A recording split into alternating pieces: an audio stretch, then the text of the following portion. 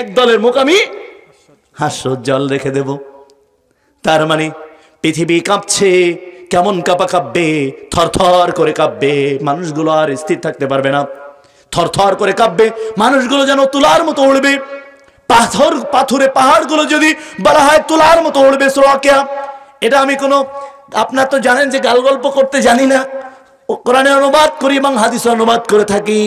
আল্লাহ তাআলা নিজের মুখ দিয়ে বললেন, এমন কাঁপাবো পাহাড়গুলোকে ধুলার মতো উড়িয়ে দেব, চালিয়ে দেব।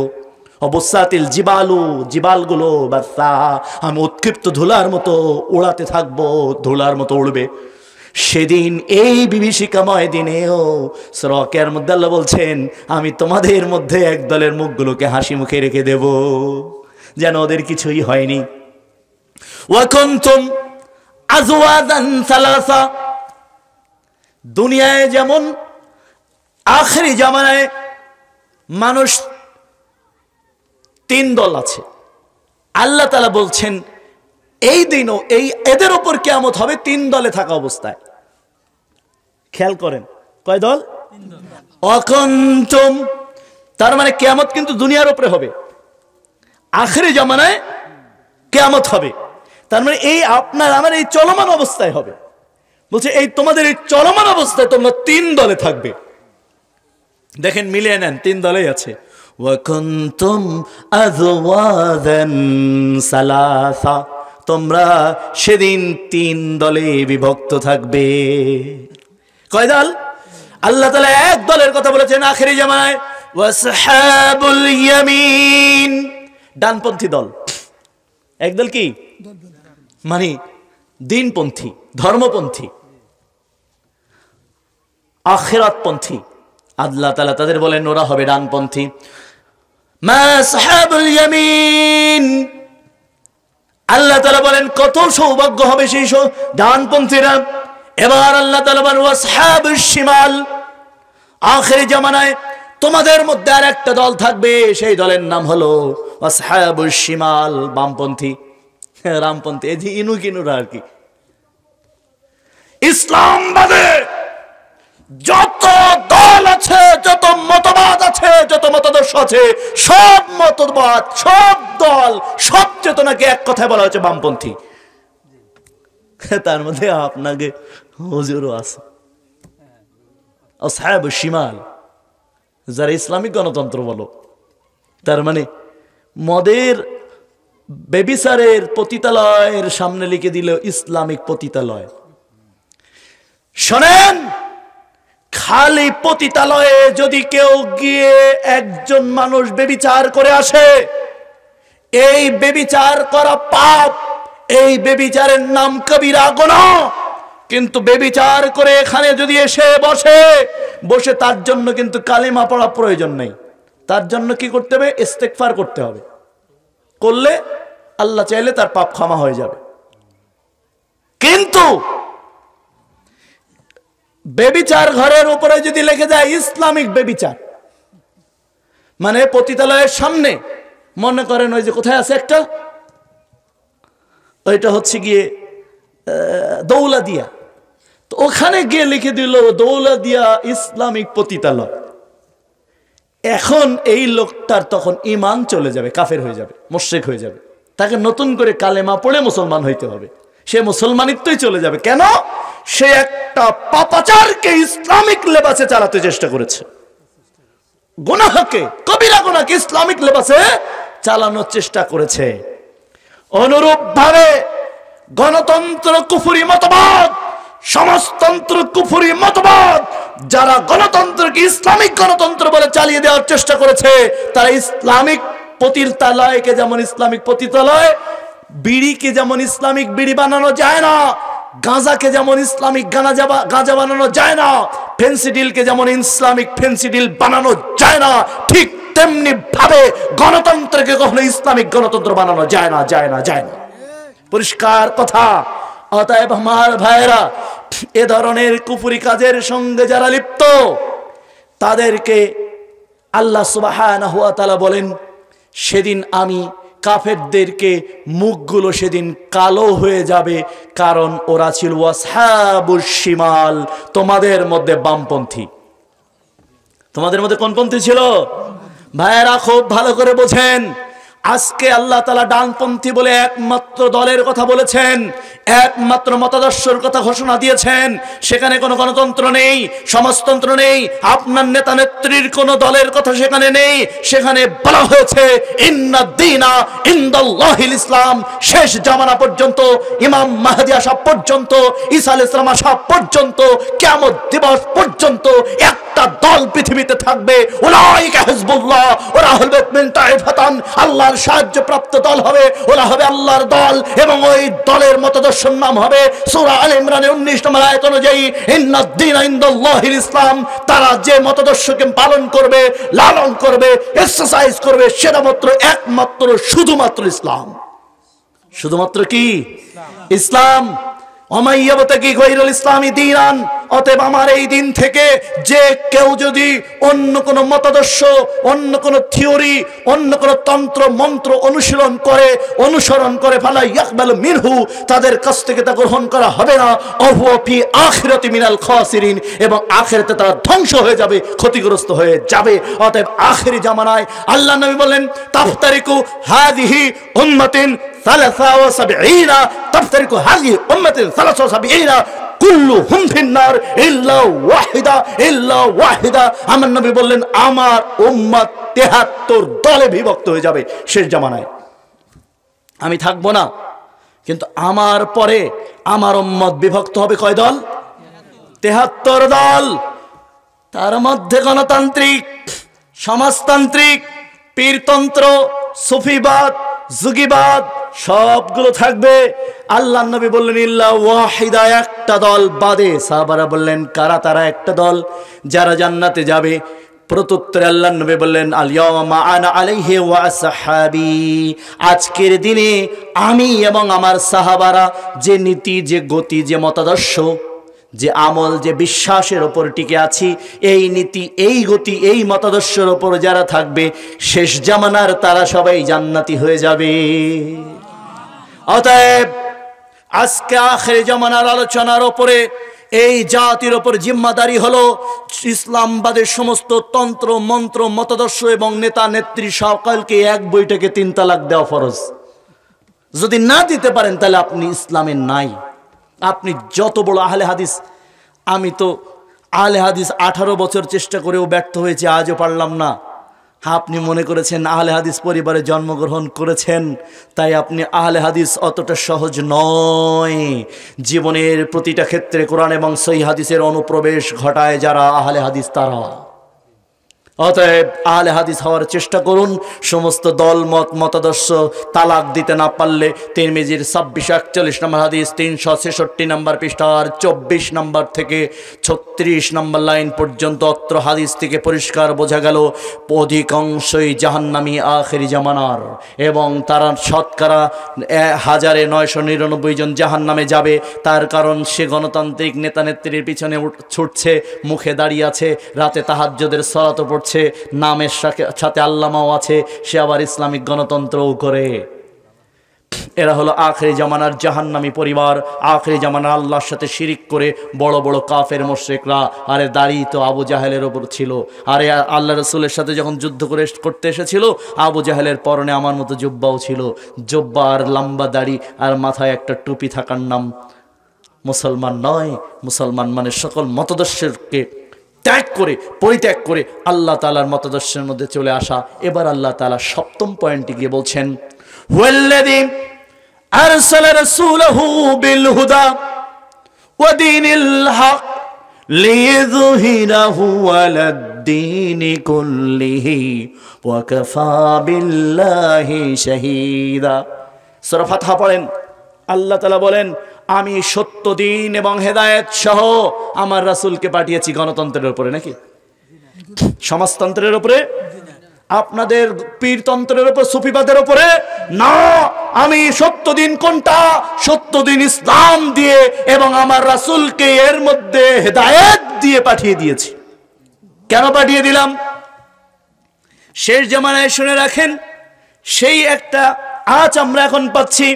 আল্লাহ রব্বুল আলামিন একবার রাসূলের জীবদ্দশায় দিনকে বিজয়ী করবেন, আর একবার হবে।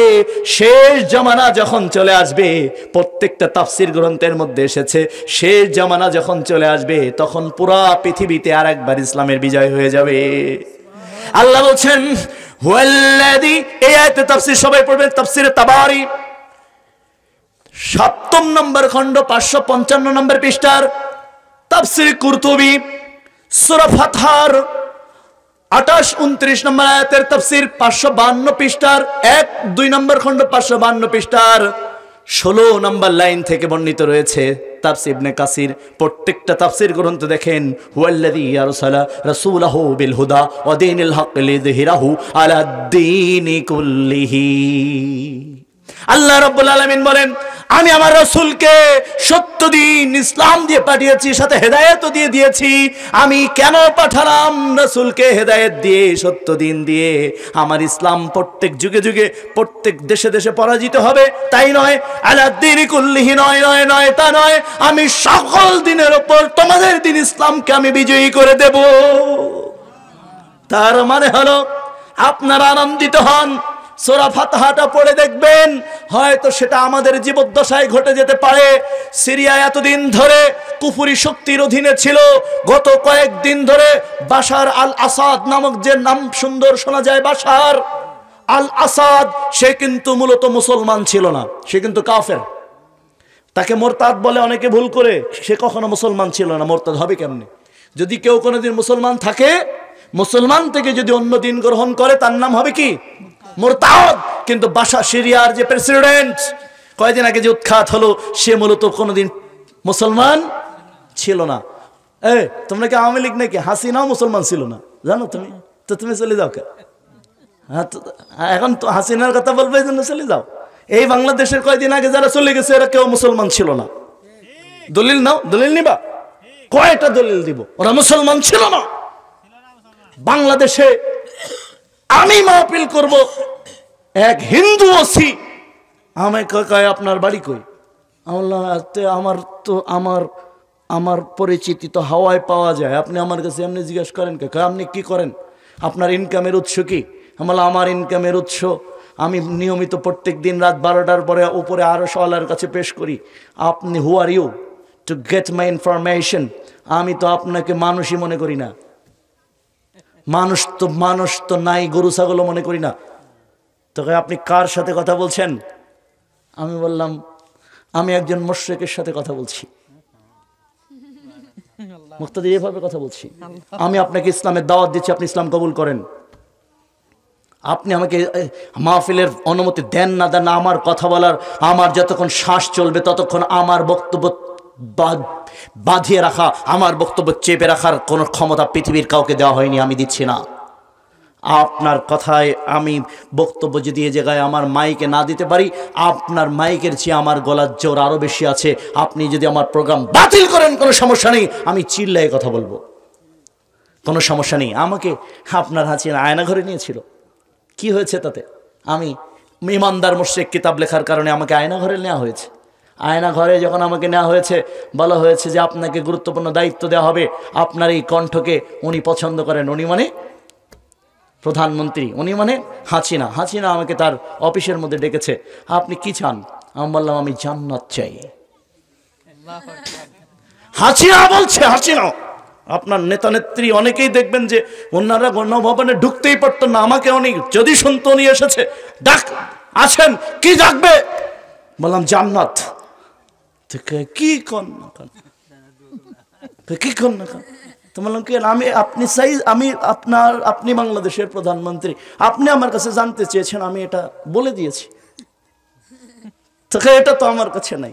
আমি বললাম তাহলে আপনারও ওটা চাওয়া, আপনি ওই কাজ করেন, আমার কিছু লাগবে না। আমাকে বলেছিল ইমানদার মুশরিক না লেখার জন্য, আমার বলেছিল ওই বামপন্থী একটা গুরুত্বপূর্ণ সংগঠন আছে যার নাম ওলামা লীগ, তার সভাপতিত্ব দেওয়ার জন্য আমাকে বলেছিল, ধর্ম মন্ত্রণালয়ের দায়িত্ব দেওয়ার জন্য। আমি বললাম আমি গণতান্ত্রিক, আমি প্রত্যেক ভালো কাজের সাথে আছি, কিন্তু আমি কোনো কাজের, আমি এ ধরনের কাজ করতে পারবো না, আর এই যোগ্যতা আমার নাই। তারপর থেকে আমাকে মোটামুটি ইমানদার মুশরিক আমাকে নিষেধ করা হয়েছিল, এটা বের করার দরকার নেই, আপনি এমনি 2 কোটি টাকা নিয়ে যান, মাদ্রাসা করে ফেলেন। আমি বললাম যে আমার উপর থেকে টাকা আসে, আমি মানুষের কাছে চাই না, 12 বছর বয়স থেকে আমার বাবার কাছেও চাই না, টাকা দেওয়া লাগবে না, আমি আপনাকে বিশুদ্ধ দিনের দাওয়াত দিয়ে গেলাম। যে তোমার দেশের আলেমরা এই কথা বলার সুযোগ পায়নি, সাহস করেনি, এভাবে বলেছিলাম। যদি কখনো জাহাঙ্গীর কবির নানকের সাথে দেখা হয় শুনে দেখো, জাহাঙ্গীর কবির নানক সেখানে ছিল টাকলা মুরাদ, সেখানে ছিল ওবায়দুল কাদের, তাদের সাথে যদি তোমাদের কারোর পরিচয় থাকে, তোমাদের টাঙ্গাইলের একজন এমপি সেখানে ছিল। হ্যাঁ, তো এখন এদের আমার জাহাঙ্গীর কবির নানক বলেছিল, নাম ধরে বললাম, যে আপনি সিদ্ধান্ত মেনে নেন, আর না হলে আপনি কিন্তু থাকবেন না দুনিয়ায়। কানে কানে বলল, পরিস্থিতি জটিল হয়ে যাবে। আমি বললাম, আমার আল্লাহ বলেছেন, শেষ দিন পর্যন্ত আমার রাসূল বলেছেন, একটা দলকে আল্লাহ হকের ওপর বিজয়ী রাখবে, বরং তাদের যারা ক্ষতি করবে তারাই ক্ষতিগ্রস্ত হবে। আল্লাহ তাআলা হককে বিজয়ী রাখবেন ইনশাআল্লাহ। এজন্য আমার ভাইয়েরা, আল্লাহ সুবহানাহু ওয়া তাআলা আমাকে কিছুদিন আয়না ঘরে রেখেছিলেন। আয়না ঘরে রেখে সেখানে আমার ঈমানকে বাড়িয়ে নেওয়ার তৌফিক দিয়েছিলেন। আর যারা রেখেছিল তাদের আরো কুফরি শক্তি আল্লাহ বৃদ্ধি করে দিয়ে তাদেরকে পরাজয় ত্বরান্বিত করে নিয়ে এসেছেন। আমাদের প্রত্যেকটা সাজদা যখন মাটিতে পড়তো, ওই সময় মনে হতো না আমার সাজদা মাটিতে পড়ছে, মনে হচ্ছে স্বয়ং আরশের মালিক আল্লাহর পায়ে সাজদা করছি আমি। আমি অন্য সময় এই ফিলিংসটা আমার আসতো না, কিন্তু এই সময় ওরা আমার সেই সুযোগ করে দিয়েছে। আর আমাদের প্রত্যেকটা সাজদা, প্রত্যেকটা চোখের পানি তাওহীদ বিজয়ের জন্য যখন আমরা চেষ্টা করছিলাম, আমাদের প্রত্যেকটা চোখের পানি ওদের প্রত্যেকটা মুহূর্ত শাসন ব্যবস্থাকে ঘনিয়ে এসেছিল, নিচে নেমিয়ে নিয়ে আসছিল এবং ওদের পতনকে ত্বরান্বিত করেছিল। সেই জাতি আমরা, মনে রাখবেন। তো আল্লাহ সুবহানাহু ওয়া তাআলা এই কুফরি শক্তির ব্যাপারে বলছেন যে সেদিন এরা সবাই মিলে একদল হবে, সম্মিলিত কুফরি জোট, মানে শেষ জামানায় ওরা হবে উলা ওয়াসহাবুশ শিমাল, ওরা হবে বামপন্থী। আল্লাহ বলেন মা আসহাবুশ শিমাল, আল্লাহ তাআলা বলেন কি দুর্ভোগ পাবে এই বামপন্থীরা। আল্লাহ তাআলা এবার বলছেন ওয়াসাবিকুন আস-সাবিকুন, আর একটা দল হবে অগ্রবর্তী দল। তার মানে কিয়ামতের আগে একটা দল অগ্রবর্তী দল থাকবে, ওরা কোনো কিছুর পরোয়া করবে না, কোনো কিছুর পরোয়া করবে না, ওরা প্রত্যেকটা নেক কাজে সবার আগে থাকবে। সুবহানাল্লাহ। আজকেও যখন সাদাকা করছিলেন আমি মাইকে শুনছিলাম, কিছু মানুষগুলো স্বপ্রণোদিতভাবে সাদাকা করছে, দান করছে, মাহফিলে আগে আগে এসে বসেছে, প্রত্যেক নেক আমলের শুরুতেই তারা থাকবে। আল্লাহ রাব্বুল আলামিন তাদেরকেও প্রশ্ন, তাদেরকেও আল্লাহ তাআলা মাহরুম করেন নাই। আল্লাহ বলেন এরা হবে কিয়ামতের দিন এবং শেষ জামানায় সবচেয়ে অগ্রবর্তী দল। কিয়ামতের মাঠেও আমি ওদের আগে রাখবো। কোন আগে রাখবো, আগে কোথায় রাখবো? আল্লাহ তাআলা সূরা আল-কাফ 10 নম্বর আয়াতে কারিমার মধ্যে বলেন উলাইকাল মুকাররাবুন, ওরা ওদের রবের কাছে থাকবে। সুবহানাল্লাহ বলবেন না? উলাইকাল মুকাররাবুন, আমার নেক কর্মপরায়ণ বান্দাগুলো দুনিয়া থেকে অনেক কষ্ট পরিশ্রম সহ্য করে নিয়েছে, এজন্য ওরা কিয়ামতের মাঠে যখন কিয়ামত কায়েম করে ফেলবো, ওই জাহান্নামীদের উপর যখন কিয়ামত কায়েম করে ফেলবো, তখন আমার অগ্রবর্তী দলগুলো উলাইকাল মুকাররাবুন, ওরা ওদের রবের কাছাকাছি চলে আসবে এবং ওদের রবের নিকটেই ওরা হাস্যোজ্জ্বল অবস্থায় থাকবে। ভাইরা, আর সেই নেক কর্মপরায়ণ দল আল্লাহ তাআলা প্রথমেই তাদের কথা বলছেন উলাইকা হিজবুল্লাহ, ওরা আল্লাহর দল। ওরা কি করবে? কুতিবা আলাইকুমুল কিতাল, ওরা আল্লাহর রাস্তায় যুদ্ধ করবে। সুবহানাল্লাহ। তার মধ্যে অন্যতম হলো আল্লাহর রাস্তায় জিহাদ করবে। ওরা আল্লাহর রাস্তায় কি করবে? যুদ্ধ করবে। শেষ জামানায় আল্লাহর নবী বললেন একেবারে যুদ্ধ অবস্থায় থাকবে, ইমাম মাহদী এর মধ্যে চলে আসবে। ওহুয়া কুরহুল লাকুম, কিন্তু তোমরা এটা পছন্দ করো না যুদ্ধকে। সূরা বাকারার 216 নম্বর আয়াত। ইন্নাল্লাহা আশতারা মিনাল মুমিনিনা আনফুসাহুম ওয়া আমওয়ালাহুম বিআন্না লাহুমুল জান্নাহ ইউকাতিলুনা ফি সাবিলিল্লাহ। আল্লাহ তাআলা তো প্রথম বৈশিষ্ট্য হিসাবে শেষ জামানার নবীর উম্মত যেটা করবে সেটা হলো ওরা আল্লাহর রাস্তায় যুদ্ধ করবে, নিজেরা মরবে, অপরকে মারবে, এবং এর বিনিময়ে বিআন্না লাহুমুল জান্নাহ, এর বিনিময়ে আমি ওদেরকে জান্নাত লিখে দিলাম। যেমন কিছুদিন আগে বাংলাদেশের সাইফুল, সে কাফেরদা, আমরা যখন মুসলমান করতাম, আমার হাত দিয়ে 30 জনে পর্যন্ত মুসলিম ইসলাম গ্রহণ করেছে। আমি যখন ইসলাম গ্রহণ করাতাম তখন এদের কাছে আমি এফিডেভিট করার জন্য পাঠাতাম, কোনো টাকা নিত না। আরেকজন আছে সরওয়ার, অ্যাডভোকেট সরওয়ার, এই ইসকন নামক সন্ত্রাসী সংগঠন এদেরকে টার্গেট করেছে, আমার গাড়িকে টার্গেট করেছে, একাধিকবার আমার গাড়িকে অ্যাক্সিডেন্ট করিয়েছে ইসকন সংগঠন। সামনে গাড়ি রেখে দিয়েছে, আমার গাড়িকে একদম চূর্ণ বিচ্ছিন্ন করেছে, কিন্তু আরশ থেকে আমার হায়াত শেষ করা হয়নি বলে আমি এখনো আপনাদের সামনে আছি। এই সাইফুলকে কয়েকদিন আগে হত্যা করা হয়েছে চট্টগ্রামের কোর্টের সামনে, আপনারা জানেন। বাংলাদেশের 90% মুসলমানের দেশ, অথচ মুসলমান জাতি জিহাদকে ভুলে গেছে, কিতালকে ভুলে গেছে, যুদ্ধকে ভুলে যাওয়ার কারণে এই ভারতের আধিপত্য আজও বাংলার জমিনে টিকে আছে।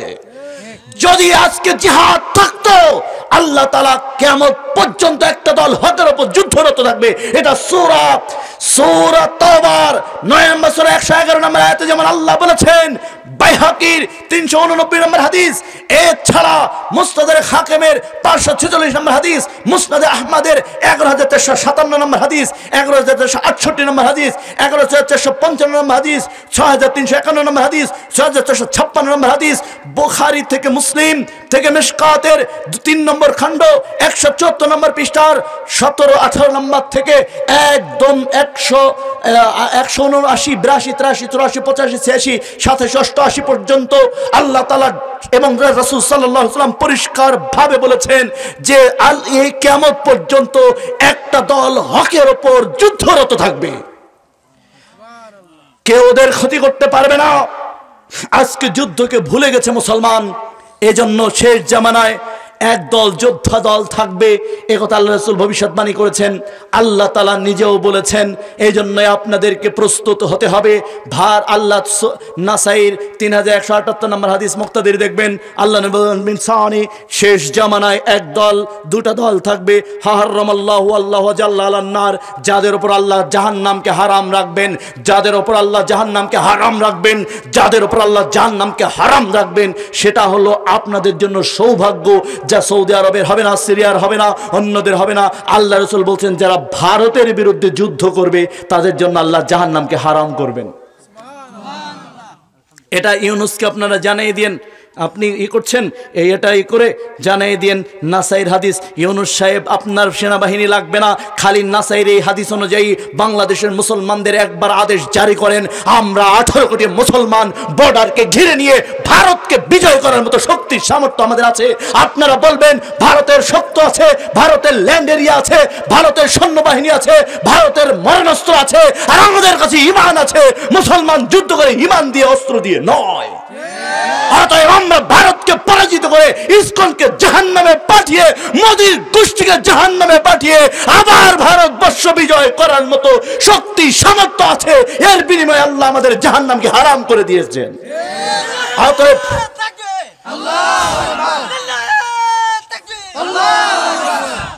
আমার ভাইরা, অতএব আপনাদেরকে আখেরি জামানার পর্যন্ত আমি আপনাদেরকে আজকে আহ্বান করে রাখলাম, আপনারা যুদ্ধের জন্য, জিহাদের জন্য প্রস্তুত হয়ে যান। আল্লাহ তাআলা বলেন, ইন্নাল্লাহ আশতারা মিনাল মুমিনিনা আনফুসাহুম ওয়া আমওয়ালাহুম বিআন্না লাহুমুল জান্নাহ। তোমাদের আমার জন্য যুদ্ধ করে যাদের জান দিতে হবে, মাল দিতে হবে, বিআন্না লাহুমুল জান্নাহ, তোমরা জান দাও, মাল দাও, আমি তোমাদের জান্নাত দিয়ে দেব। বিআন্না লাহুমুল জান্নাহ, আমি তোমাদের জান্নাত দান করব। আমার ভাইরা, তোমরা জান্নাতের জন্য, যুদ্ধের জন্য প্রস্তুত হয়ে যাও। বাংলাদেশের হিন্দুরা বাংলাদেশে থাকবে, নিরাপদে থাকবে, কিন্তু বাংলার মুসলমানের উপর চোখ রাঙিয়ে নয়। ইসকন বাংলাদেশে থাকতে পারবে না। ইসকনকে হয় ভারতে যেতে হবে, না হয় জাহান্নামে যেতে হবে।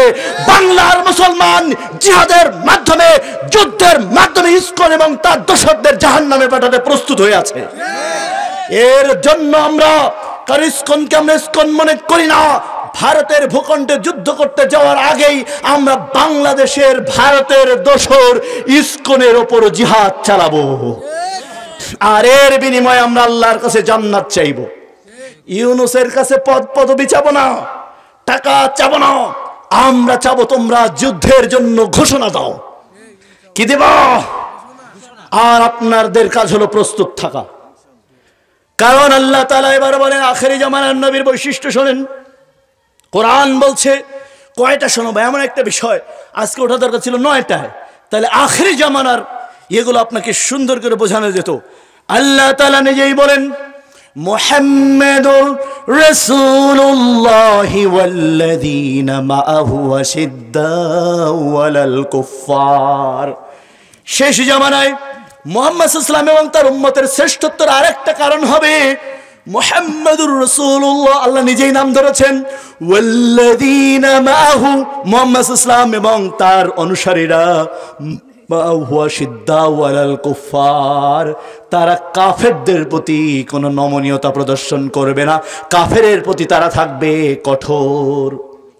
ইসকন সহ যত কুফরি সংগঠন আছে সমস্ত কাফেরদের উপর মুসলমানরা কখনো নমনীয় থাকবে না, তাদের নীতি গ্রহণ করবে না, তাদের মূর্তিকে মেনে নেবে না, তাদের মূর্তির অনুকরণ করে জনকের আর ঘোষকের মূর্তি তৈরি করবে না। মূর্তি পূজাকে মুসলমান ঘৃণা শুধু করেই না, মূর্তিকে ভেঙে গুড়িয়ে দেওয়ার জন্য মুসলিম জাতির জন্ম হয়েছে। মূর্তি মানবে মানে আর নবী রাদিয়াল্লাহু আনহু قال قال رسول الله صلى الله عليه وسلم كل مصور في النار يجعل له بكل سورة صورها فيعذبه في جهنم। বুখারী 3 নম্বর খণ্ড 125 2 নম্বর খণ্ড 125 পৃষ্ঠা 2 নম্বর লাইনের হাদিস। আল্লাহ নবী বললেন প্রত্যেক মূর্তি ছবি প্রস্তুতকারী কিয়ামতের দিন জাহান্নামে চলে যাবে। তার মানে হাসিনার গোষ্ঠী সব জাহান্নামে যাবে। কেন? ওরা হলো মূর্তি পূজারীর গোষ্ঠী ছিল, ঠিক না? প্রত্যেক মোড়ে মোড়ে মুক্তাদির তো খালি এতটুকু বলেছিল যে অপচয় মূর্তির মাধ্যমে, অপচয় তো বলেছে মুক্তাদির কথার ওপর আরো এগিয়ে গিয়ে বললাম ওরা সরাসরি শিরক করেছে। কারণ মূর্তি খালি মূর্তি নয়, মূর্তি ডাইরেক্ট শিরকের সাথে সম্পৃক্ত। মূর্তি পৃথিবীদের সাথে শিরক করার জন্য আর মুসলমানদের সাথে তাওহীদ প্রতিষ্ঠা, মূর্তিকে গুড়িয়ে দেওয়ার জন্য। মূর্তি পূজা, মূর্তি তৈরি হবে মানে বাপ কেন, মুজিবের কেন, আর জিয়ার কেন? মূর্তি যদি ইব্রাহিমের হয় তাও নবী মুহাম্মদ সাল্লাল্লাহু আলাইহি ওয়াসাল্লাম সেটা গুড়িয়েছেন। মূর্তি যদি আমাদের পিতা আদমের মূর্তিও তৈরি করা হয় আমরা মানব না। তোমাদের জনগণক আর ঘোষকের তো আমাদের কাছে কোনো বেলি নেই। তোমাদের একদল ছিল জনকের গোষ্ঠী, এখন আসবে আবার চোখ রাঙাচ্ছে ঘোষকের গোষ্ঠী, সব মূর্তির গোষ্ঠী। কেউ ভালো না, তোমরা ভালো লিয়া থাকো, ওদের আমাদের কাছে ওরা কেউ ভালো না। তোমাদের ভালো হলে যুবক তোমরা ওই ভালো নিয়ে থাকো। কিয়ামতের দিন দেখা যাবে খাফিদাতুর রাফিয়া, এই মূর্তি পূজার গোষ্ঠী ওদের চোখগুলো, মুখগুলো, চোখগুলো ডাগর ডাগর হয়ে যাবে। আল্লাহ তাআলা বলেন চেহারাগুলো উদ্বেগ উৎকণ্ঠা কালো হয়ে যাবে, আর একদল সেদিন হাস্যোজ্জ্বল থাকবে। আল্লাহ তাআলা এবার বলেন ওয়াল্লাযীনা মাহু আশিদ্দাউ আলাল কুফফার, আমার নবী মুহাম্মদ এবং তার উম্মতেরা। রাসূলুল্লাহ সাল্লাল্লাহু আলাইহি ওয়াসাল্লাম মান তাশাব্বাহা বিকওমিন ফাহুয়া মিনহু, আবু দাউদ 4031 নম্বর হাদিস। যদি কেউ অন্য কোন ধর্ম, অন্য কোন কওম, অন্য কোন মতাদর্শের মানুষের অনুকরণ করে, তাদের নীতি, তাদের গতি, তাদের কালচারকে অনুসরণ করে, তারা তাদের অন্তর্ভুক্ত হবে। এমনকি মুসলমানদের কোন চরিত ইবাদত, আল্লাহ রাসূল মদিনায় এসে দেখলেন ইহুদিরা সিয়াম রাখে, ইহুদিদের কাছে বলে পাঠালেন এই শোনো তো সাহাবারা ওরা কিসের সিয়াম রাখলো। অন্য বর্ণনা এসেছে আল্লাহ রাসূল নিজে জিজ্ঞাসা করলেন, তখন বলে আমরা মুসা আলাইহিস সালাতু ওয়াস সালামকে আল্লাহ সুবহানাহু ওয়া তাআলা ফিরাউনের কবল থেকে মুক্তি দিয়েছিলেন এই আশুরার দিনে, এজন্য আমরা নাজাতে মুসা হিসাবে এই দিন সিয়াম পালন করি। আল্লাহ রাসূলও সিয়াম রেখেছেন। তখন সাহাবাদেরকে দায়িত্বহীন ভাষে ঘোষণা দিলেন, শোনো যেহেতু ইহুদিরা 10ই মুহররম সিয়াম রাখে, ওদের সাথে আমরা মিল রাখবো না। আগামী বছর আল্লাহ যদি আমাকে বাঁচিয়ে রাখে তাহলে আমরা 9-10 মিলিয়ে সিয়াম রাখবো। তার মানে ইবাদতের ক্ষেত্রে ওদের বিরোধিতা হবে। ইবাদতের ক্ষেত্রে ওদের সামঞ্জস্য থাকবে না। আর তুমি 31st নাইট পালন করবা মানে তোমার বাবাও কাফের, তুমিও কাফের হয়ে যাবা, গোষ্ঠী সহ কাফের হবা। কেন? হাদিস নাও, আল্লাহ রাসূল বলছেন সালাসাতুন, খেয়াল করেন মুক্তাদির, সালাসাতুন ফাকাদ হারামাল্লাহু আলাইহিল জান্নাহ, 3 শ্রেণীর উপর আল্লাহ জান্নাতকে হারাম করেছেন।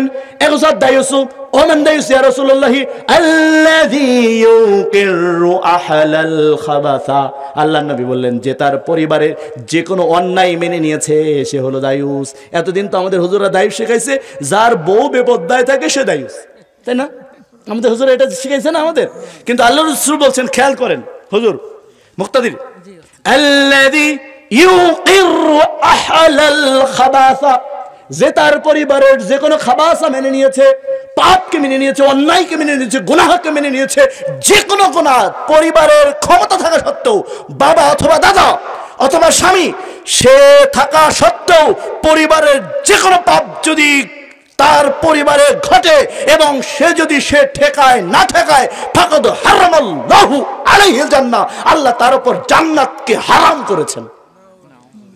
তার মানে 31st নাইট পালন করবে খ্রিস্টানের বাচ্চা, 31st নাইট পালন করবে, পহেলা বৈশাখ পালন করবে, 21শে ফেব্রুয়ারি পালন করবে, 16ই ডিসেম্বর কাল পালন করবে, আর পহেলা বৈশাখ পালন করবে খ্রিস্টানের বাচ্চা, ইহুদির বাচ্চা, ভারতের বাচ্চা, মোদির বাচ্চা, হাসিনার বাচ্চা। তোর বাচ্চা পালন করবে মানে আল্লাযী ইউকিরু আহলাল খাবাসা, যে করবে তার বাচ্চা সহ সে জাহান্নামে যাবে। আল্লাহ রাসূল বলছেন জান্নাতে যাবে না, ফাকাদ হারামাল্লাহু আলাইহিল জান্নাহ। 31st নাইট পালন করবে ইহুদির বাচ্চা, খ্রিস্টানের বাচ্চা, ওরা করেও, ফটকা ফুটায়, তারপরে হচ্ছে নাচ গান মদ খায়। এটা কোনো মুসলমানের অভ্যাস নয়, কুত্তার অভ্যাস না, শুয়োরের অভ্যাস না, এটা হলো কাফেরের অভ্যাস। এটা কার অভ্যাস? মান তাশাব্বাহা বিকাউমিন ফাহুয়া মিনহুম, আবু দাউদ 4031 নম্বর হাদিস মুক্তাদি। অতএব তোমার দায়িত্ব হলো কুফফারদের সমস্ত নীতি বর্জন করতে হবে, এটাই হলো মুসলমানদের দায়িত্ব, কর্তব্য। আপনি নাইট পালন করবেন মানে 31st নাইট, এই তো কয়েকদিন পরে করবেন আপনি। 25 ডিসেম্বর বড়দিন। কার বড়দিন? তোমার বাবার বড়দিন? কিসের বড়দিন আবার? সবচেয়ে ছোট দিন। কত মূর্খেরা, পুরা 12 মাসের মধ্যে সবচেয়ে ছোট দিন হলো 25শে ডিসেম্বর। এই মূর্খর গোষ্ঠী আছে, এর নাম বড়দিন। দেখো কতটা মূর্খ এরা, মানে টোটাল 12 মাসের মধ্যে 25 ডিসেম্বর সবচেয়ে ছোট দিন। এটা খোঁজ নিয়ে দেখেন আপনারা, এই দিনের নাম রাখছে বড়দিন। তার মানে ওদের কথার মধ্যে কতটা মূর্খতা আছে। সবচেয়ে ছোট দিন রাখছে ওরা কি সবচেয়ে বড় দিন, এটার না ওরা মূর্খ। কায় নয় তন, আমাদের দেশে বেদাতি মূর্খরা যেমন বলে না, নয় তন আসমা গাদাম মিন শাহরি রমাদান আল মুবারক ফাদলাকা আল্লাহু ফাতাকাব্বাল মিন্নি ইন্নাকা আনতাস সামিউল আলিম।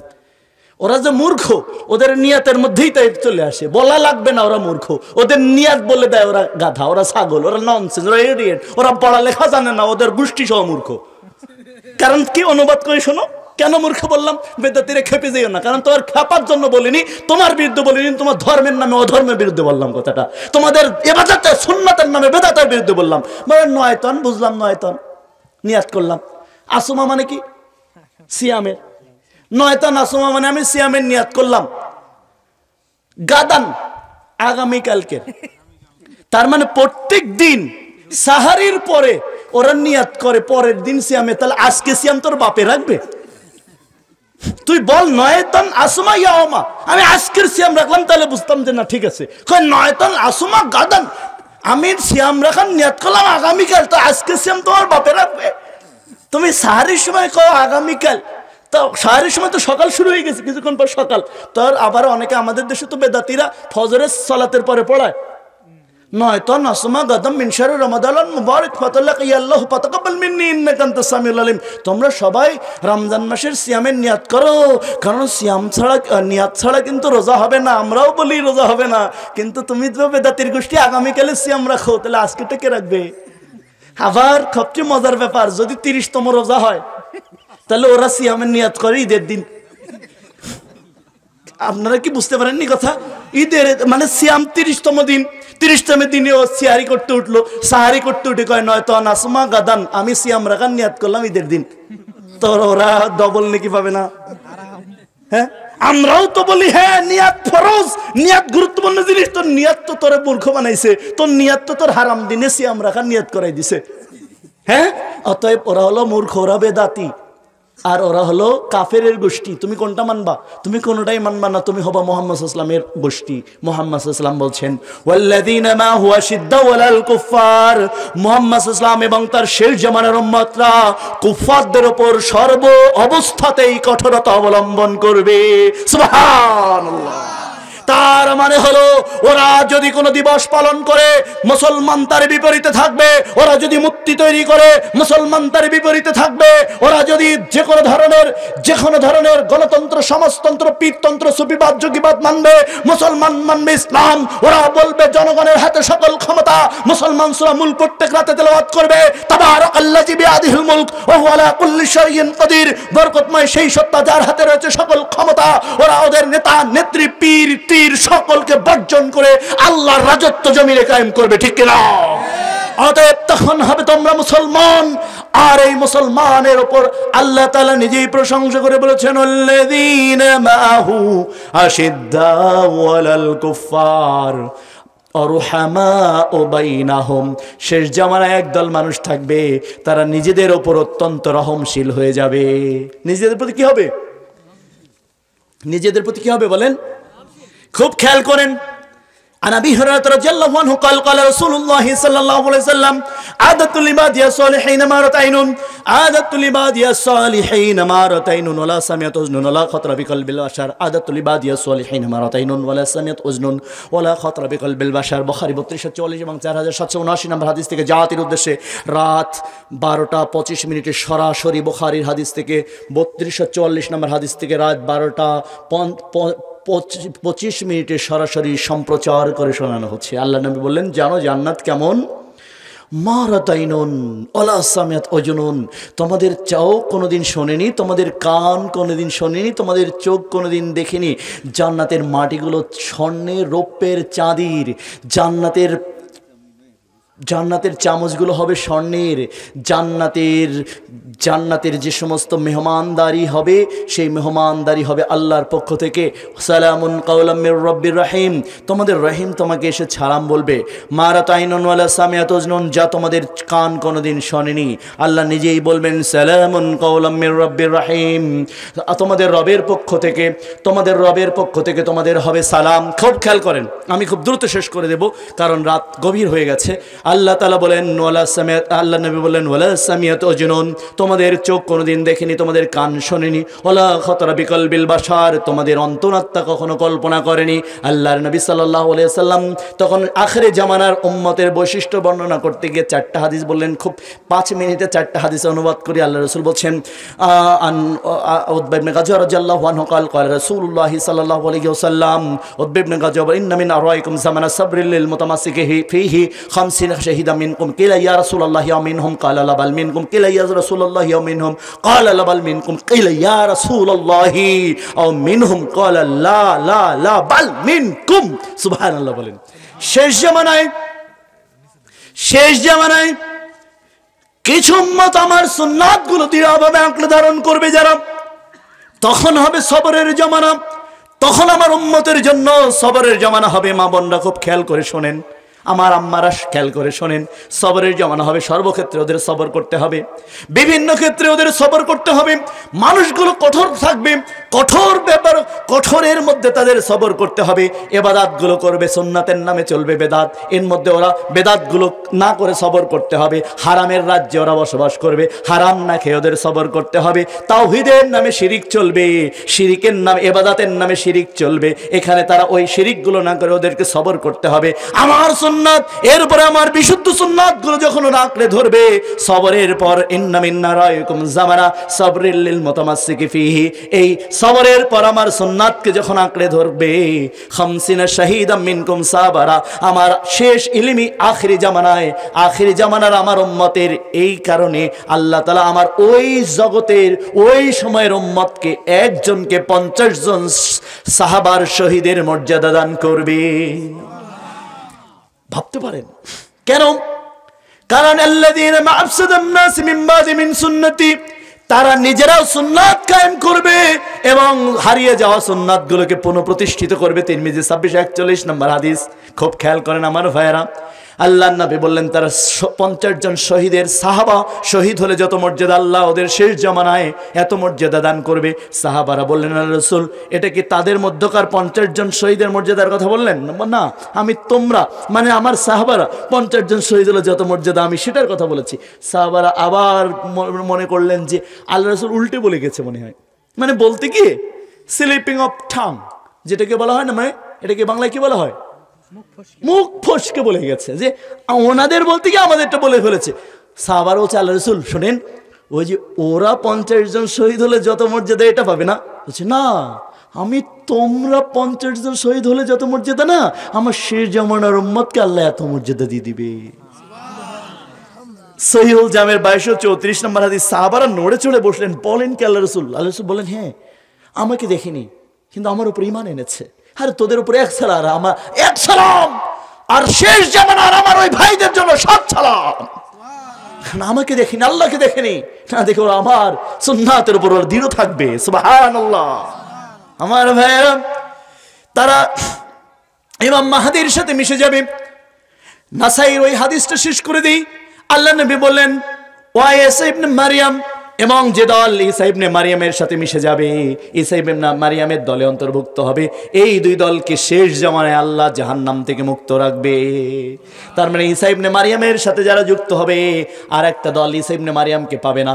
কিন্তু ভারতের সাথে যদি পৃথিবীর যে কোনো দেশ থেকে এসে যদি ভারতের বিরুদ্ধে যুদ্ধে ওরা অংশগ্রহণ করে, যে যুগেই হোক, যদিও সালাফি আহলে হাদিস ভাইদের একটা ভুল আছে, যারা মনে করে এই যুদ্ধ হয়ে গেছে, কিন্তু জেনে রাখবেন এই যুদ্ধ হয়েছে, আরো হবে, মানে কিয়ামত পর্যন্ত এটা বিস্তৃত থাকবে। এই হাদিসটাকে সংকীর্ণ করার সুযোগ নেই। যারাই এই ভারতের বিরুদ্ধে কিয়ামত পর্যন্ত হক বিজয়ের জন্য, তাওহীদ প্রতিষ্ঠার জন্য যুদ্ধ করবে, তারাই জাহান্নামের আগুন থেকে হেফাজত পাবে। আর একটা দল হলো ঈসা ইবনে মারইয়ামের সাথে মিশে যাবে। আর একটা দল হলো যারা 50 জন শহীদের মর্যাদা ঘরের মধ্যে বসে বসে পেয়ে যাবে, যারা এই জামানায় আমার রাসূলের বিশুদ্ধ সুন্নাতগুলো যথাযথ আঁকড়ে ধরে আমল করতে থাকবে। এবার আল্লাহর নবীর সাহাবা বললেন, বুঝলাম, চোখ কোনদিন দেখিনি, কান শোনেনি, আপনি বললেন ওলা খতরা, বুখারীর রওয়ায়াত, ওলা খতরা বিকলবিল বাশার, তোমাদের হৃদয় কল্পনা করেনি। আপনি বলুন আল্লাহ রাসূল সহজ সাপটা জান্নাতে যাব কেমন করে? এই সহজ সাপটা হাদিসটা নকল করে চরমনাইরা তরিকা বানাইছে 126 তরিকা। তার মধ্যে চরমনার তরিকা হলো সবচেয়ে শর্টকাট তরিকা। আল্লাহ রাসূল আরো শর্ট করে দিলেন, না 126 তরিকা দরকার নেই, তোরা 4 তরিকায় জান্নাতে চলে যাবি। সুবহানাল্লাহ বলবেন না? আল্লাহ নবী বললেন 4 তরিকা। কয় তরিকা? 4 তরিকায় জান্নাত সহজ। প্রথম হলো যুদ্ধের তরিকা। তোমরা যখন মানুষের সাথে ভদ্রচিত কথা বলবে, নরম ভাবে কথা বলবে, মানুষকে গালমন্দ করে কথা বলবে না, কটাক্ষ করে কথা বলবে না, সমালোচনা করবে না, গীবত করবে না, মানুষকে সম্মান বুলন্দ করবে, মানুষকে ইজ্জত করবে, সম্মান করবে। আচ্ছা, কালামা, মুখের ভাষাকে নরম করবে, ভদ্রচিত আচরণ করবে, এই মানুষগুলো যে কোনো মূল্যে জান্নাতে ঢুকে যাবে। তিরমিজির হাদিস। আচ্ছা, কালামা 4 তরিকা। মানুষকে খাওয়াবা, বিড়ি খাওয়াইও, তুই এক খা মুক্তাদি, তাই খাওয়াবা, যে বিড়ি টানতে টানতে বিড়ি খাওয়াবা, হালাল খাওয়াবা। পানের সাথে জর্দা ভাগাভাগি করে খাবা, জাহান্নামে যাইতে হবে না। জর্দা, বিড়ি, সিগারেট, গুল ভাগাভাগি করে খেও না, তোমরা পানি ভাগাভাগি করে খেও। তোমাদের জমিটা ভাগাভাগি করে, যার জমি নাই তার জমি দিও, যার খাবার নাই তার খাবার দিও, যার টাকা নাই তার টাকা ভাগাভাগি করে নিও। মানুষকে খাওয়াও, মানুষকে খাওয়াতে পারলেই আল্লাহর নবী বললেন সে জান্নাতে যাবে। খাওয়াতে পারলেই জান্নাত। যাবেন না? খাওয়াবা তো, বিড়ি খাওয়া না, হালাল খাওয়াবা। কি খাওয়াবা? তুমি হালাল খাবা ভাই, না খেয়েই থাকো। কম খেলে মানুষের রোগ কম হয়, কম খেলে ইবাদতের স্পিড বাড়ে। আচ্ছা, তোমাদের কি মনে হয় যে 1450 বছর আগে আল্লাহর অনেক অভাব ছিল, এই জন্য মুহাম্মদ সাল্লাল্লাহু আলাইহি ওয়াসাল্লামকে অযথা খোদায় কষ্ট দিছে? আল্লাহর অনেক অভাব ছিল ওই সময়, এখন ধনী হয়ে গেছে। কেন? ইলন মাস্টারের যুগে আল্লাহ ধনী হয়ে গেছে। আল্লাহ বলেন, আনতুম হুমুল ফুকারা, দুনিয়ার মানুষ শোনো, তোমরা সবাই আল্লাহর দরবারের ফকির। আল্লাহু গনিউল হামিদ, তোমার আল্লাহ প্রশংসিত এবং ধনী, সারা জীবন ধনী। কিন্তু ওই সময় ধনী থাকা সত্ত্বেও রাসূলকে পেটে পাথর বাঁধতে হলো কেন? কারণ খাবার আল্লাহ হালাল হলেও অ্যাভেলেবল করেননি, যাতে অল্প খাও, স্পিড থাক। ভড়ি যত কম এবাদতে মজা তত বেশি, ভড়ি যত মোটা শুইতে আরাম তত। তাহাজ্জুদে তাদের মজা লাগে না, ভড়ি জাতের মোটা তাদের বিছানা, তাদের আরাম বেশি। ভড়ি যত কম তাহাজ্জুদে মজা বেশি। ভড়ি যত কম তত রোগ কম, ভড়ি যত বেশি, গোশত যত বেশি, রোগ তত বেশি। মুহাম্মদ ইসলামের সময় আল্লাহ তাআলা সাহাবাদের সময় রেখেছেন খাবার কম, যে ইচ্ছা করলেও গপ গপ করে খাইতে পারবা না। তোমাদের ভড়ি থাকবে কম, গোশত থাকবে বেশি, গোশত থাকবে কম, ইবাদতে মজা পাবে বেশি, জিহাদের জন্য স্পিড থাকবে বেশি, তোমরা ছুটবা বেশি, পরিশ্রম করবে বেশি, আল্লাহর জান্নাতে তোমরা চলে যাবে। কিন্তু ভাইরা, আল্লাহ রাসূল সাল্লাল্লাহু আলাইহি সাল্লামের এই সময়ও সাহাবা নিজে আল্লাহ তাআলা বললেন, ওয়া মিম্মা তাতাজাফা জুনুবুহুম মানিল মাদাজি'i ইয়াদউনা রাব্বাহুম খাউফান ওয়া তামাআ ওয়া মিম্মা রাযাকনাহুম ইনফিকুন। জান্নাতি মানুষের বর্ণনা দিতে গিয়ে আল্লাহ এবার বললেন, যারা শেষ রাতে তাহাজ্জুদ পড়ে এবং আমি যতটুকু রিজিক দিয়েছি তা থেকে বিলিয়ে দেয়, আল্লাহ তাআলা বলছেন, ফালা তা'লামু নাফসুম মা উখফিয়া লাহুম মিন কুররাতি আইউনিন জাযাআম বিমা কানু ইয়ামালুন। তাদের জন্য আমি চোখ ঝলসানো জান্নাত সাজিয়ে রেখেছি। এই জন্য খাওয়াবেন মানুষকে, কি করবেন? আল্লাহর নবী বললেন অতবার সিয়াম পালন করবে, কি করবে? আল্লাহর নবী বললেন যে শীতকালে সিয়াম রাখে সে যেন ঠান্ডাকালীন গনিমাত গুলো আহরণ করে নেয়। তার মানে যুদ্ধে বিজয়ী হওয়ার পর শত্রুরা যে সব ফেলে রাখে ওইগুলোর নাম হলো গনিমাত। আল্লাহ রাসূল বললেন যুদ্ধবিহীন ঠান্ডা গনিমত হলো শীতকালীন সিয়াম রাখা। সুবহানাল্লাহ। মুসনাদ আহমদের সহিহ হাদিস। এই জন্য শীতকালে সিয়াম রাখবেন, জান্নাতে চলে যাবেন। কই যাবেন? ওয়াদামা সিয়াম, যারা সিয়াম পালন করবে মা বোনেরা শোনেন, যাদের বাচ্চা হয় না, যাদের বিয়ে হয় না, বিয়ে হয়েছে কিন্তু স্বামী ভালোবাসে না, স্বামী ভালোবাসে কিন্তু শাশুড়ি দাজ্জাল, শাশুড়ি ভালোবাসে কিন্তু শ্বশুর বেটা মুনাফিক, সব ঠিক আছে কিন্তু বাচ্চা হয় না। কি করবেন? মাজারে যাবেন? কি করবেন? তাবিজ জ্বলাবেন? আল্লাহর নবী বললেন, মা বোনেরা শুনুন, দিনী ভাইয়েরা শুনুন, বড় রোগে আক্রান্ত, ব্যবসায় বরকত নাই, দোকানে তাবিজ ঝুলাই দেয় ছাগলের গোষ্ঠী, মূর্খ এগুলো কি? মূর্খ। আল্লাহর নবী বললেন, শোনো, সালাসা দাওয়াতুন লা তুরাদ্দু, তিন শ্রেণীর মানুষ শের দোয়া আল্লাহর কাছে কোনো কথা নেই কবুল হয়ে যাবে। সালাসা দাওয়াতুন লা তুরাদ্দু, তিন শ্রেণীর মানুষের দোয়া ডাইরেক্ট কবুল হয়ে যাবে। এক হচ্ছে দাওয়াতুল ওয়ালিদি লিওয়ালিদিহি, পিতামাতার দোয়া সন্তানের জন্য। দুই হচ্ছে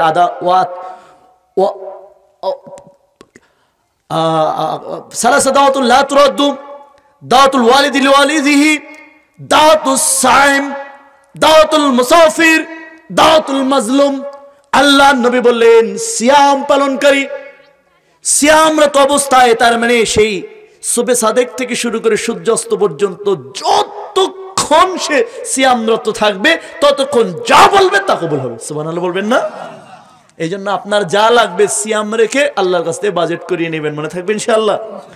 রোগ শোক হোক, বালা মুসিবত হোক, গুনাহ হোক, আর জাহান্নাম থেকে বাঁচা হোক, আর ভালো স্বামী চাওয়ার জন্য হোক, আর বিয়ে করা হোক, আর শ্বশুর শাশুড়ি ভালো করার জন্য হোক, যা প্রয়োজন হবে তোমরা সিয়াম রাখবা।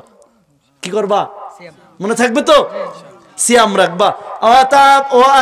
সিয়াম, সিয়াম পালনকারী দুইটা পুরস্কার পাবে, মোট পুরস্কার পাবে 42টা। কয়টা?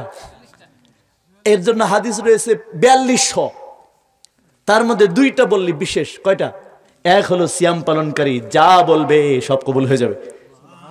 সিয়ামরত অবস্থা, ওয়াদামা সিয়াম, সিয়াম পালন করো। কারণ দাওয়াতুস সাইম, সিয়াম পালনকারী আল্লাহর কাছে যা বলে সব কবুল হয়ে যায়। আর 2 নম্বর পুরস্কার হলো আল্লাহ নবী সাল্লাল্লাহু আলাইহি সাল্লাম বলছেন, আন আবি সাঈদ খুদরি আন আবি হুরায়রা রাদিয়াল্লাহু আনহু ক্বালা রাসূলুল্লাহ সাল্লাল্লাহু আলাইহি ওয়াসাল্লাম আস-সাওমি জুন্নাহ, আস-সাওমি জুন্নাহ ইস্তাজান্নু বিহাল আবদি মিনান নার। সিয়াম হবে ঢাল, আমার বান্দা জাহান্নামকে ঠেকিয়ে দেবে সিয়াম দিয়ে। তার মানে সিয়াম পালনকারীকে জাহান্নাম কিচ্ছু করতে পারবে না, আল্লাহ রাসূল বলছেন। আস-সাওমি জুন্নাহ, আল্লাহ রাসূল বলছেন জুন্নাহ মানে এই যে ঢাল। জুন্নাহ মানে কি?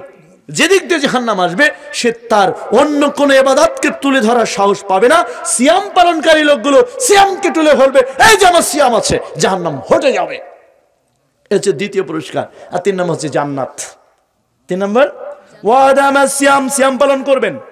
শবে বরাতে একটা, শবে মেরাজে একটা, আর করবেন হলো 12ই রবিউল আউয়ালে, ঈদ মিলাদুন নবী একটা, ডাইরেক্ট বিনা হিসেবে জাহান্নামে চলে যাইবা। কারণ এটা বিনা হিসাবে বেদাত। বিনা হিসাবে কি? বেদাতি সিয়াম না, সুন্নতি সিয়াম পালন করবা। খাওয়ানোর সময় বিড়ি খাওয়াবা না, যেমন সিয়ামের সময় বেদাতি সিয়াম পালন করবা না। সিয়াম পালন করবা প্রত্যেক মাসের 13, 14, 15 তারিখে সিয়াম। সিয়াম পালন করবা বৃহস্পতি সোমবারের সিয়াম। সিয়াম পালন করবা আরাফার সিয়াম। সিয়াম পালন করবা মুহররমের 9, 10 তারিখে সিয়াম। সিয়াম পালন করবা একদিন পর একদিন সিয়াম। সিয়াম পালন করবা রমাদানের সিয়াম। সিয়াম পালন করবা শাওয়াল মাসের 6টা সিয়াম। এর বাইরে সব বেদাতি সিয়াম, এর বাইরে সব। শেষ জামানার মানুষদের আরেকটা বৈশিষ্ট্য থাকবে, তারা শেষ রাতে সালাতে রত থাকবে। শেষ রাতে কি থাকবে? দিনে হবে যোদ্ধা, রাতে হবে সন্ন্যাসী। সালাতের মাধ্যমে, কান্নাকাটির মাধ্যমে তারা যুদ্ধ জয় করবে। এক যুদ্ধে জয় হয়েছিল তাহাজ্জুদের কারণে। আল্লাহ রাসূলের একদল সাহাবাকে পাঠালেন, তোমরা যুদ্ধে যাও। ভালো কথা, তাহাজ্জুদের ওয়াক্ত উঠে, যেহেতু রাসূল সাল্লাল্লাহু আলাইহি ওয়াসাল্লাম মেসাকের ব্যাপারে খুব গুরুত্ব দিতেন, এখন সাহাবারা গড়ে উঠে মেসাক করতেছে। এখন কাফেরের গোষ্ঠী গোয়েন্দাগিরি করতে এসে ওরা দেখে যে এতেরা আজকে তো দাঁতে ধার দেয়, আমাদের কি কামড়ে খেয়ে ফেলবে নাকি। এই কথা গিয়ে ওদের যুদ্ধের সেনাপতিদের কয় যে ওদের আজকে ভিন্ন যুদ্ধ নীতি দেখলাম। কি কয়? শেষ রাতে উঠে দাঁতে ধার দিতেছে, গোষ্ঠী খেয়ে ফেলাইব। এই শুনে দৌড়ে ফেলাইছে, মানে তাহাজ্জুদের কারণে। মুসলমানদের তাহাজ্জুদে উঠে মেসাকের কারণে কাফেরের গোষ্ঠী পালাইছে। ওই যুদ্ধে বিনা যুদ্ধে সাহাবারা জয়লাভ করেছে। আমার ভাইয়েরা, এই জন্য ওয়াসাল্লা বিল লাইলি ওয়ান নাসি নিয়াম, শেষ রাতে তাহাজ্জুদের হাজার রকম ফজিলত আছে। কয়টা শোনাবো আপনার? এটার জন্য আলাদা 1-2 ঘন্টা বলা যায় যে শেষ রাতে তাহাজ্জুদে কত প্রকার রহমত আপনি পাবেন। খালি আল্লাহর একটা আয়াত শুনিয়ে শেষ করি। আল্লাহ তাআলা কি বলছেন জানেন? এই খেয়াল করেন, সবাই খেয়াল করেন, একদম শেষ। আল্লাহ বলছেন, তাতাজাফা জুনুবুহুম আনিল মাদাজিই ইয়াদউনা রাব্বাহুম খাওফান ওয়া তামাআ ওয়া মিম্মা রাযাকনাহুম ইনফিকুন। তারা শয্যা ত্যাগ করে ওদের পৃষ্ঠদেশ বিছানা থেকে আলাদা হয়ে যায়। ওদের ভয় আছে, জাহান্নামের ভয় আছে। ওদের প্রতিপালকের কাছে ওদের জান্নাতে অতামা, ওদের আছে জান্নাতের আশা, যে কারণে ওদের পিঠ আর পৃষ্ঠদেশ আর বিছানা লেগে থাকে না, আলাদা হয়ে যায়। শেষ রাতে তাহাজ্জুদে দাঁড়িয়ে যায়। ফালা তা'লামু নাফসুম মা উখফিয়া লাহুম মিন কুররাতি আইউনিন জাযাআম বিমা কানু ইয়ামালুন। ওদের জন্য আমি জান্নাতি এমন করে সাজিয়েছি ওরা কেউ জানেই না। সূরা সাজদা 32 নম্বর সূরা 21 পারা 16 এবং 17 নম্বর আয়াত। এই জন্য ভাই জান্নাতের শর্টকাট তারিকা হলো শেষ রাতে তাহাজ্জুদে উঠতে হবে। পারবা? কে কে সিদ্ধান্ত নিতে পারছো ভাই? দেখো তো একটু আল্লাহরে। মাশাআল্লাহ। তাহলে ফরজ নামাজ বাদ দিয়ে তোমরা খালি তাহাজ্জুদটা আপাতত পড়ো। হ্যাঁ, মাশাআল্লাহ। তাহলে এত ভালো একটা সিদ্ধান্ত নিয়েছে, ফরজও পড়বে, তাহাজ্জুদ পড়বে। ভাই এটা যদি তোমাদের ওয়াদা সত্য হয়ে থাকে তুমি লিখে নিতে পারো। তোমার আল্লাহ তো জান্নাত দিবে, এটা তো ওয়াদা দিছে। আল্লাহ তাআলা তার প্রতিশ্রুতির ব্যতিক্রম করবে। আল্লাহ তোমার জান্নাত ঢুকাইবো, যেমন পালি হয় ঢুকাবে তোমার। কারণ আল্লাহ নিজেই বলছেন, আমি জান্নাত তোমার জন্য তৈরি করেছি, তুমি শেষ রাতে ওঠো বলে আল্লাহ বলছেন। সূরা সাজদা পড়ে দেখো, এই সব তাফসীর পড়ে দেখো, সবাই তাফসীরে তাহাজ্জুদের কথা বলছে। তার মানে তাহাজ্জুদ সহ ফরজ সালাত যারা পড়বা ওরা জান্নাতে যাবাই, তোমাদের কেউ ঠেকাবে না। ভাই পারবা না? শর্টকাট তারিকা। অতএব শেষ জামানার উম্মতের এই বৈশিষ্ট্যগুলো হবে, এটা আল্লাহ সুবহানাহু ওয়া তাআলা বলেছেন। তো আজকে যেহেতু ফজরের জামাত এবং তাহাজ্জুদ আমাদের পড়তে হবে, এই জন্য আমরা বক্তব্য দীর্ঘায়িত না করে প্রশ্ন উত্তর না করেন, পিছনে ব্যয় করেন। কেটা জিজ্ঞেস করলি তুই এটা? হ্যাঁ, আসিস ভাই? আব্বা আসো তুমি না চলে গেছো? শোনো, আমি ছাত্র জীবনে 18 ঘন্টা পড়তাম। তুমি বলবা যে ও হাতে আমানুল্লাহ মাদানী একদিন কয় যে ইউসুফ জাহান 1 লক্ষ 1.5 লক্ষ ছাত্র শিক্ষক মদিনা বিশ্ববিদ্যালয়ে ছিলাম, কিন্তু যতগুলো মাসলা মাসাইলের ব্যাপারে যখন কথা বলা হয় তাৎক্ষণিক কোরআনে আয়াত নিয়ে আসা এবং তাৎক্ষণিক হাদিস নিয়ে আসা, এটা একমাত্র তোমার ছাড়া কাউকে পাই নাই। আমার বন্ধু আমানুল্লাহ বিন ইসমাইল আল মাদানী হাতে কইতো। তো আমি কইলাম যে হ্যাঁ, হাতে পারবে যে 19 ঘন্টা পড়াশোনা করবে। তো আপাতত বাংলার জমিনে 19 ঘন্টা পড়ালেখা করার আপাতত কেউ নেই, এজন্য মনে করো যে আমার কাছে পারার মুশকিল আছে। এজন্য 19 ঘন্টা পড়তে হবে তোমাদের। পারবা না তা না, 19 ঘন্টা পড়তে হবে। আর বর্তমানে আমি পড়ি প্রায় 11 ঘন্টার মতো। হ্যাঁ, তোমাদের আমি মুক্তাদির তোমাদের আল্লাহর নামে কসম করিয়া, এটা কি বলতো তোমরা বলবা যে ইউসুফ জানতো গাল গল্প করতেছে, এই জন্য কই আল্লাহর নামে কসম। কার নামে?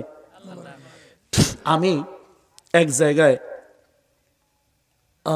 বহুবার গিয়েছি, কিন্তু আজ পর্যন্ত আমি সেখানে যাইতে গেলে আমি পথ চিনি না, রাস্তা চিনি না।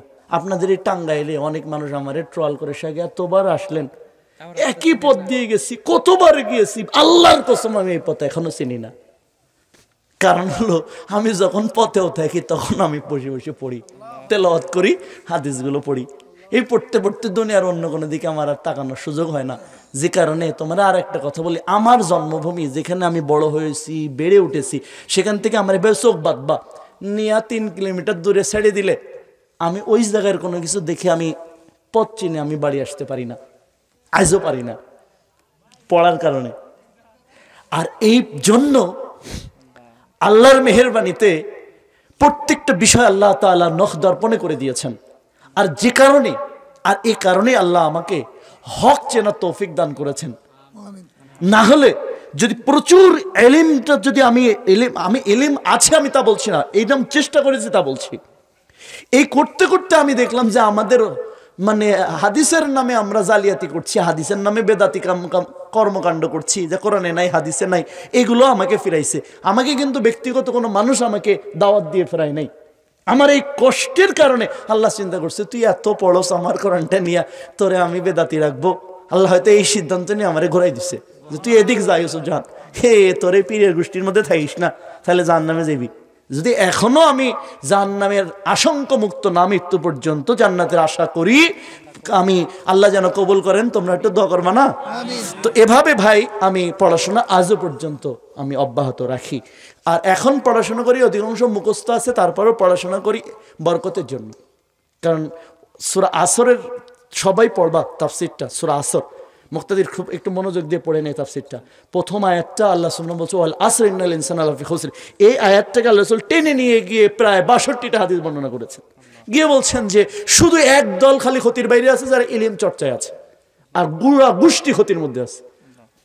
খালি ইলম চর্চাওয়ালারা ক্ষতির বাইরে আছে। সূরা আসরের তাফসির সবাই পড়বেন, আলেম ওলামা যারা আছেন আপনারা আজকে গিয়ে এই তাফসিরটা সবাই পড়বেন, বিস্তারিত বলার সময় নাই।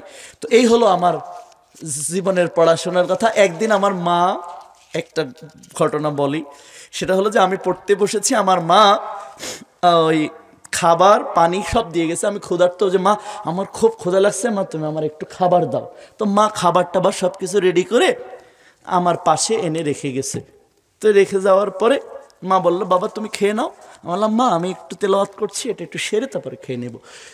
তেলাওয়াত করতে করতে করতে পড়তে পড়তে পড়তে পড়তে পড়তে পড়তে ফজরের আজান হয়ে গেছে। আজান হওয়ার পরে এখন আমি চিন্তা করলাম কী ব্যাপার আজান, তার মানে ঘড়িতে দেখি 5টা বাজে, 5:30 বাজে। হ্যাঁ, তো এখন আজান হয়েছে তো ভালো।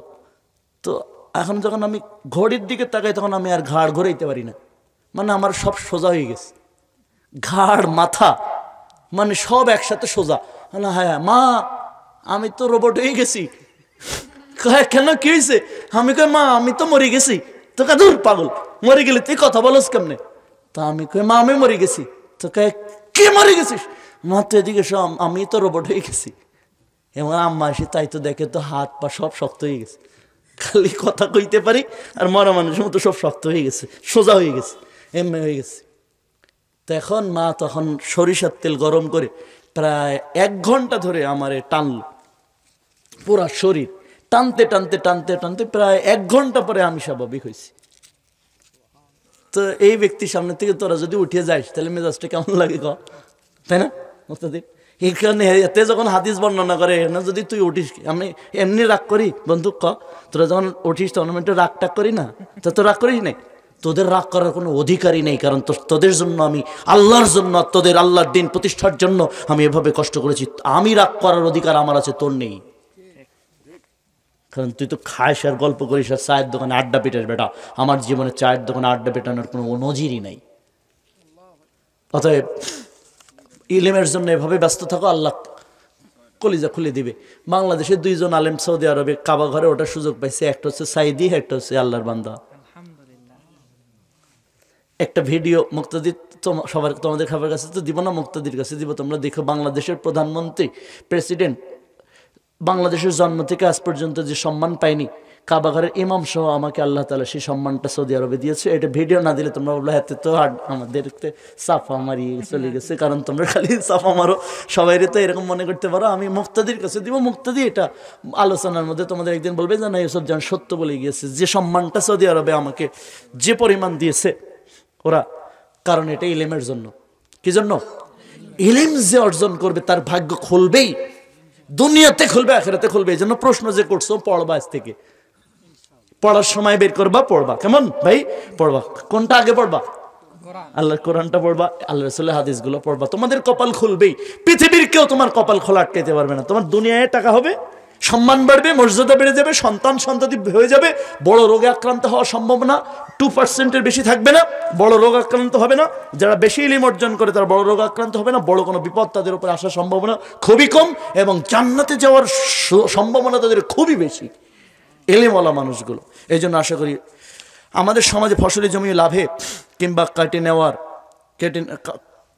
কটে নেওয়া হয়, ইসলামের দৃষ্টিতে কতটুকু বৈধ? কটে মানে কি? বন্ধক যদি বলে, বন্ধক এটা দিলে জমি খাবে, টাকা যেদিন ফেরত দিব ওই দিন জমি ফেরত দিবে।